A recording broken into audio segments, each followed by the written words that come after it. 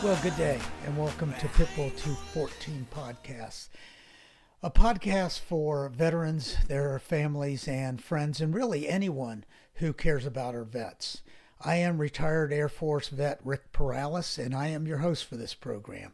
I want to welcome everyone to the podcast, and especially the first-time viewers. I'd like you to listen to it, watch it. If you like what you see, please go to my YouTube page and like it, subscribe to it, share it, and put some nice comments on it. This is our 4th episode, so we're going to start getting a little momentum, and I need to get the word out so that we can touch as many veterans and their family members as possible. So what is a Pitbull214 Podcast? It's a podcast designed to help the veterans, and through family members and friends is a very influential way to help the veterans.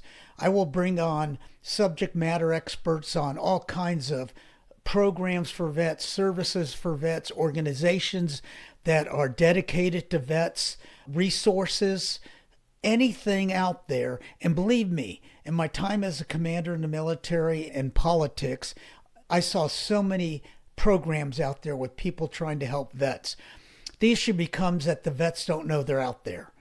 What we're trying to do here is to put these programs in front of the vets or their family members so that they can see that, hey, I might like that. That might help me.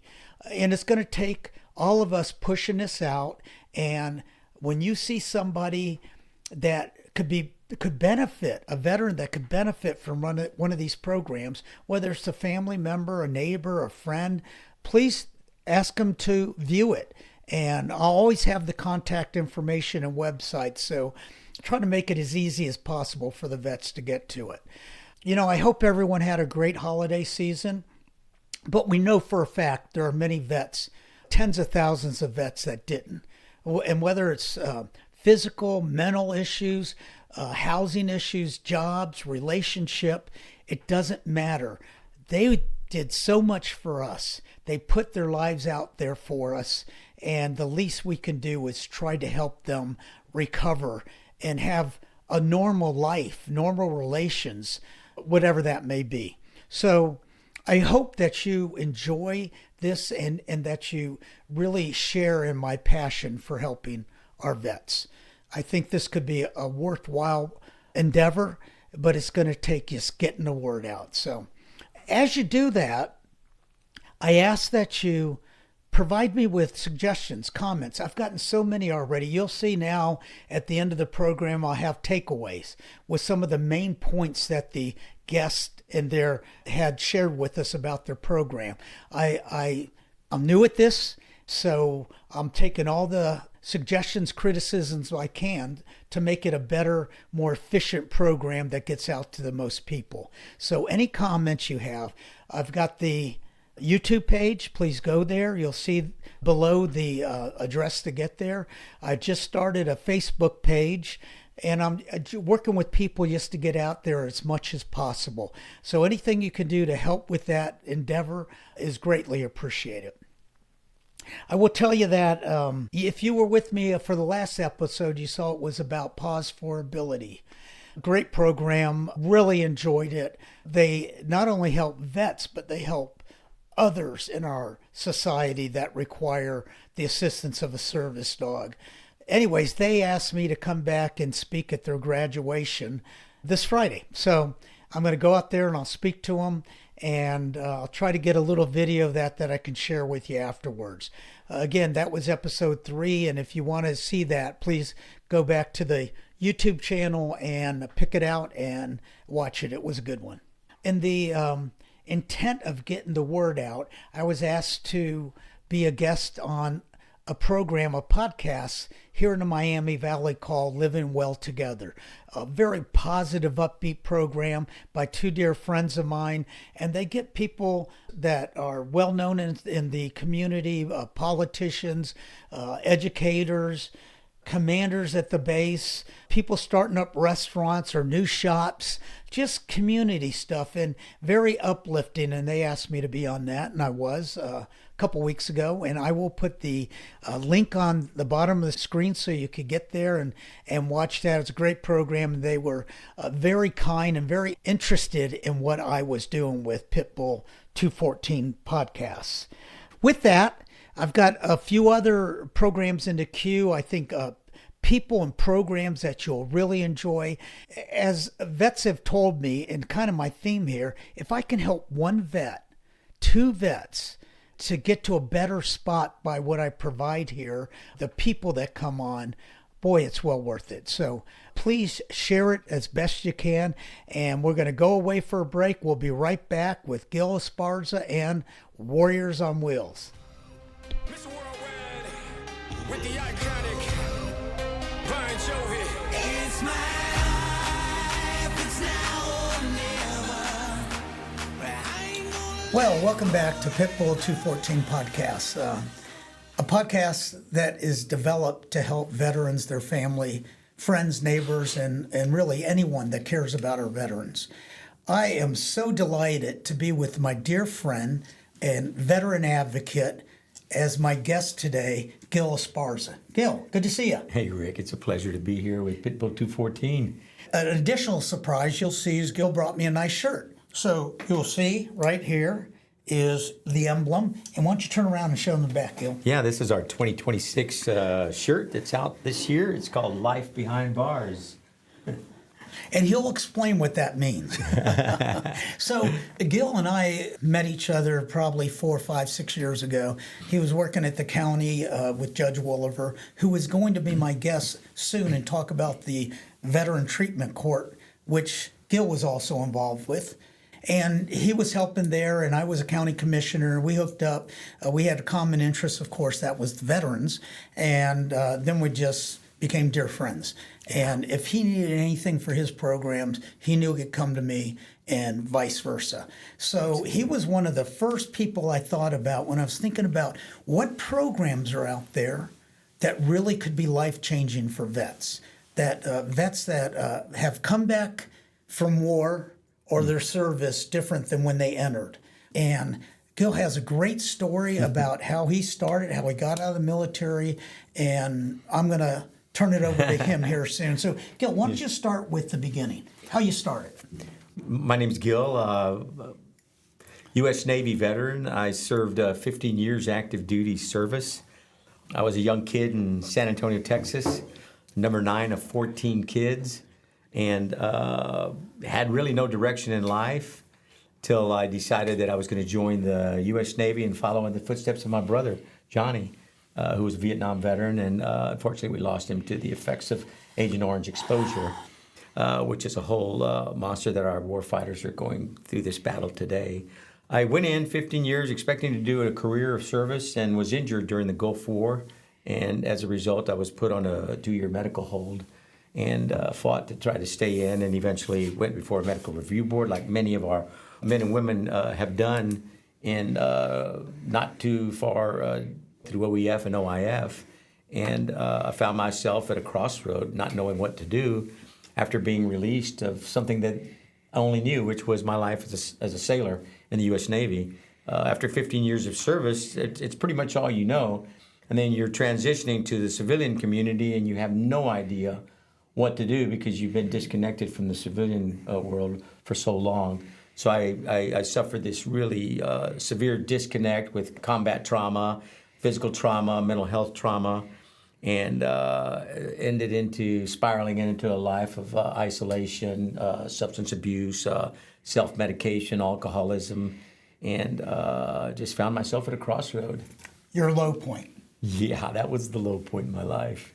It was pretty bad. A friend one day invited me to church I had met in the city of Erlanger, Kentucky, and I wasn't much of a church-going guy. I was just kind of bouncing off the walls, living in the back of my truck, as a matter of fact, and trying to find, secure some kind of job, which would ended up being a monster in itself. I decided to go to this church and sat there afterwards in this little library they had. And driving home that day, I was immediately taken by a yard sale for no reason. I don't even go to yard sales at that particular time. Didn't really have an interest in it, and I only had probably about $15 on me. But some reason I decided to stop, and I stopped and walked around for a bit. And this bicycle was sitting there, this just old beat-up bike with flat tires. And I just kept looking at that bike, and the bike kept looking at me, and I'd walk away. And this bike just kept drawing me to it. And I paid $10 for the bike, took it home, fixed it up, and that was the connection to the beginning of the change in my life. You were inseparable after that. Oh, God. We've been inseparable ever since, and that was in 1995. So it's been me and the bikes since then that's taken me on this crazy life that's just life-changing. So then, Gil, you had bottomed out, and you started coming back up slowly, but surely. Yeah. And now you're understanding the Lord and His presence, and life's starting to change for you. Yeah. Talk a little bit about without that a doubt, climb. I could feel that it was a God thing, and I had strayed from my relationship with God, and this bike just kind of brought me back to it. The bike became the catalyst for the beginning of changing my life, my mental life, my physical life, my spiritual life, and it just started with this beat up bike. I picked up a temporary job at a manufacturing company just a few miles from where I was staying, and I started riding the bike to work, and I'd ride it back and forth 5 days a week, and it became this addiction, me and this bike. And it was a pretty cool addiction because it caused me to stop taking my medication. I didn't need it any longer. I was meeting other cyclists, and they were inviting me on bike rides, and I'm like, I got this really beat up bike, and you guys these fancy bikes. But I ended up saving my money and buying a better bike each time, and then I started doing some competitive rides. And as a result, my whole outlook on life just started to change. I decided to use my GI Bill to go back to school and use the Voc Rehab Bill, and went to Northern Kentucky University and started with a major in criminal justice. And you got your degree. And I got my degree, and Good for you. God bless you. So that was kind of, everything started changing, but it just became me and this bike, and I became actually known as the guy on the bike in my neighborhood, which was a small community. Hey, there goes that guy on the bike. And I'd be waving because I wore a little backpack and rode it basically everywhere I went. But this relationship with this bicycle just started changing my life, Rick. And it's really brought us full circle to where we are today. And this is where you enter Greene County, right? Talk a little bit about how you got there. Yeah, with my first language being Spanish, and I decided to get my certification as an interpreter for the state. And one of the cases I had was as an interpreter in the Greene County Common Pleas Court in Xenia, Ohio. Well, I had no idea where Xenia, Ohio was because I was coming from Florence, Kentucky. But I had this big case. It was going to last about a week, and my job was to go and interpret for the Common Pleas Court. And at this time, this was under the direction of Stephen Wooliver. Yep, good friend. This guy comes into my life, in and out, throughout the next 20 years of my life.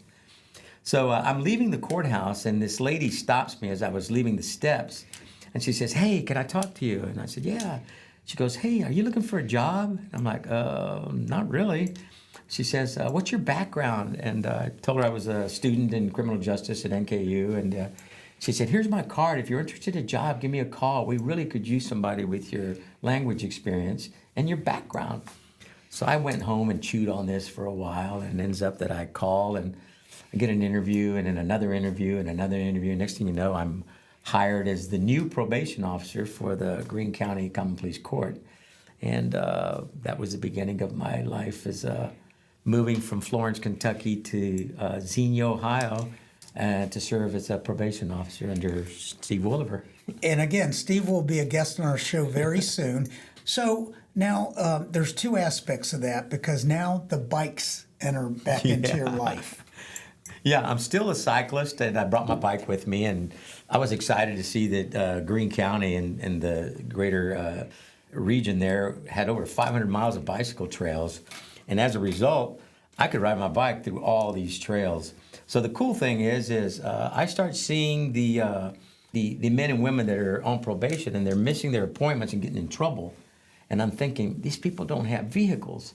So I got this idea that I could buy these bikes, fix them up like they fixed me, and maybe I could give them to them and they could get to their appointments and not get in trouble. And I took it to Judge Wolf. Not only that, but maybe it can be therapeutic like it was for you. Exactly. It would change their whole mindset, because when you think about it, if you do 30 minutes on a bicycle, you're releasing some endorphins in your body that's just that feel-good stuff. I mean, you start seeing things, feeling things, smiling for no reason at all, and it really was a change agent for me. And I asked Judge Williver for a bike rack, and he said, you might have something there, as Judge would do. That looks like And next thing you knew, I had a bike rack out in front of the courthouse, and I started providing bikes for these men and women, but they had a caveat. They had to commit themselves to ride with me for a year. And they did. And on any given day, you'd see 3-4 bikes in front of the courthouse locked up, because we would give them a bike, a padlock, and a bicycle helmet. And they had to ride with me at least a couple of times a month. And they did. And it ended up where even Judge Wolliver became part of our riding team. And we have pictures of us and the judge and all the probationers riding together. Oh, by the way, we're going to have pictures floating back and forth that Gil provided for us. I think one's even got me and my brother in there when we joined him for a ride. Yeah. And we're going to have Gil's contact information. As I said earlier, you may want to get a hold of him to join, but you also may want to get a hold of him to say, how do I start a program like this, in Missouri? Yeah. Gil's ready and willing to help anybody that wants to do that. He believes so strongly in this program. Yeah, absolutely, Rick. And it ended up happening that OEF and OIF was just ending. And I started seeing our men and women, our warfighters, in our county jails.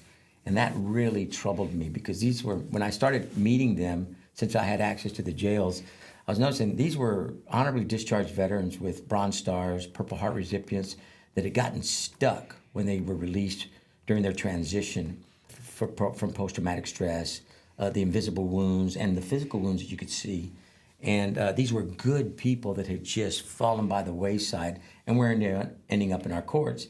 And it was at that time that the specialty courts, Veterans Treatment Court program, started coming into play. And Judge Wolliver, E.J. Griffin had asked me, hey, let's get together and see if we can get this program off, and let's submit a request to the Supreme Court. We were denied twice, and on the third time it was a charm, and we were granted VTC status. And I incorporated the cycling program into Veterans Treatment Court.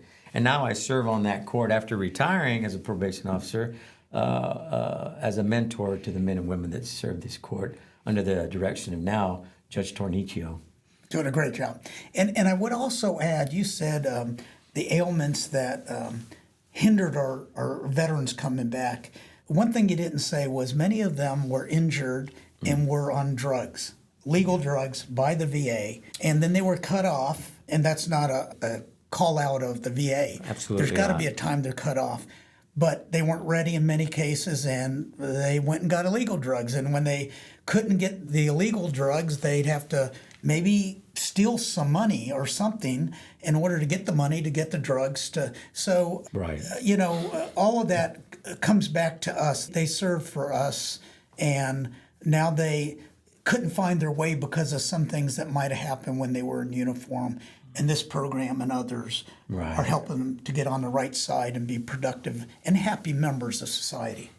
Exactly. Yeah, our VA right now is doing a tremendous job, because the cool thing about the Veterans Treatment Court and the work that we're doing through Warriors on Wheels Cycling is the VA provides a VJO, which is a Veterans Justice Outreach team member, for each one of our men and women that are in this program.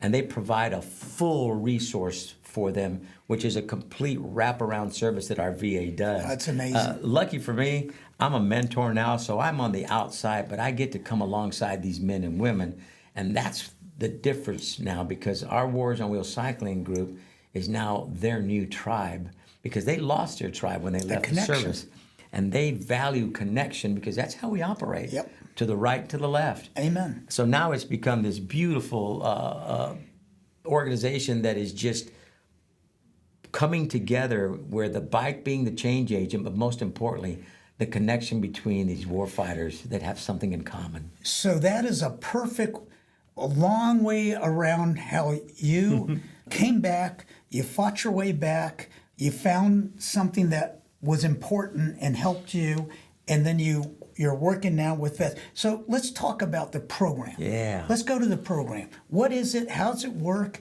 And again, we'll have your website up there. And tell us some of the impacts you've seen. Yeah, well, the cool thing about Warriors on Wheels Cycling, I incorporated in 2012. Actually, it was the brain idea was in 2012, and I called it Wheels of Victory. I remember. When the veterans started getting involved with it, I ended up changing it to Warriors on Wheels Cycling. And the important thing about Warriors on Wheels, it's because, we have 200,000 veterans leave the military annually. And the transition for our men and women is so difficult because they're used to operating at a level that's up here. You become a civilian, and civilians don't really understand MOSs.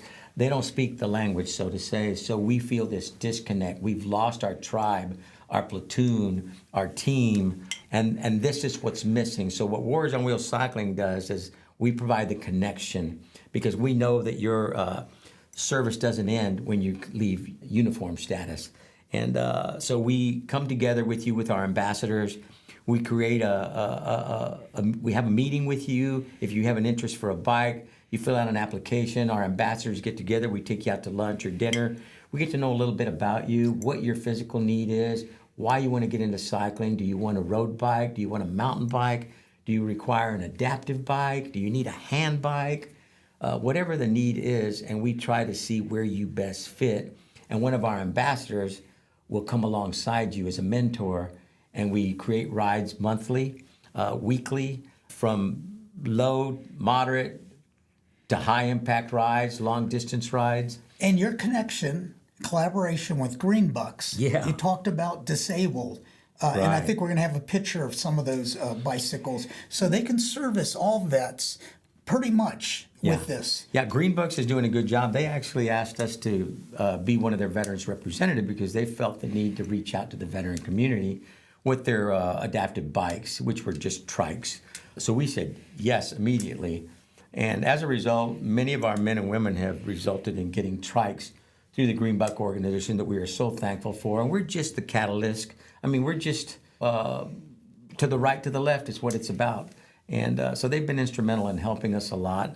But then again, we have our number one partners, which is the K&G Cycle Company out of Xenia and Kettering, with Kyle and Brian and Justin from the offices that they have. And they've been behind us from the get-go. And they're one of our biggest partners in helping prepare our bikes for the men and women that we serve. Gil, I can't tell you how much I appreciate this program, how much I appreciate you, how impressed I am with what you've done. So, if somebody wants to get involved and they're somewhat local, they go to your website, you'll meet with them or one of your ambassadors will, and you go from there. Absolutely. If they are disabled in any manner, they can still talk to you and we'll hook them up with. And I'll try to get Green Buck's contact information on here too. We'll put it there for anyone interested in that. I will say that my brother, who I've talked about before, is he's disabled, both physically and mentally. And Gil was kind enough to take us on a ride. It was only 5 miles, I think. That was beautiful. He was a beautiful Saturday morning. He got on that thing and was gone. Yeah, he loved it. As a matter of fact, he took the wrong turn and we had to track him down. We found him, though. We did indeed. Gil, is there anything else that you would like to share with my viewers? All the contact stuff's out there so they can get a hold of you. Go ahead, it's your time. Yeah, we just want the public to know that we're a nonprofit located here, and our office is in Fairborn, Ohio. We cover the entire region from Kentucky, Ohio, Indiana, Cleveland, Texas. We get a lot of requests from out of state. The logistics is a little harder out of state, but locally we're averaging each year 25 to 27 bikes a year that we're presenting. This year we included 4 adaptive trikes. In 2025 we were able to provide 27 bikes. But you get on our website, send us an email. We'll respond to you right away. We'll ask for your contact information so we can have a discussion with you. Then we'll set up a time when you can meet and greet our team, our ambassadors. We'll take you out to lunch. We just want to get to know you, and you'll be surprised how much we'll have in common, particularly because of our military service. And therein lies the connection. And then we'll see what your need is. If you need a mountain bike, a hybrid bike, a road bike. If you want to join our mountain bike racing team, this year we've started a mountain bike racing team that is unbelievable, super competitive, and we also have a time trial racing team. So if you want to get into time trials, you can do that. We sponsor a lot of events throughout the year. So we're excited to partner up with you guys. Just check us out on our website. Two things I want to add as we bring this to a conclusion is when I was out there, one thing that I noticed, and it was very positive, was there were spouses out there. Yeah. You know, a happy vet, a vet that's found his way or her way, means a happier family. And they were very supportive. So I thought that was tremendous. The wives and husbands of the vets are involved, even in writing. Absolutely. I thought that was good. But the other connection they're making there is a vet's writing with another vet, and they said, boy, my plumbing use went up. I got a flood in the house. Yeah. These people know each other. They know people in the community, and they may be able to help. Hey, I got to get my daughter a pair of glasses, but I can't afford it. Well, let's talk to the veterans. There's a lot of connections like that. So it's not just feeling good, it's helpful. And the beauty about Warriors on Wheels cycling is we're finding purpose between each other. And man, when you find purpose, there's nothing to stop you. That's what life's all about. And it's a beautiful thing. I'm excited to be part of it. I'm so thankful for the ambassadors that have been with me from the beginning, like Sam, Zach, Jay, John. These men are dedicated. Greta, she's dedicated to being part of this. And we're just excited for them because I can't do it by myself. And our goal is to get it out there for everybody. We've recently connected with Wounded Warrior, and we're going to be doing their Warrior Ride in July.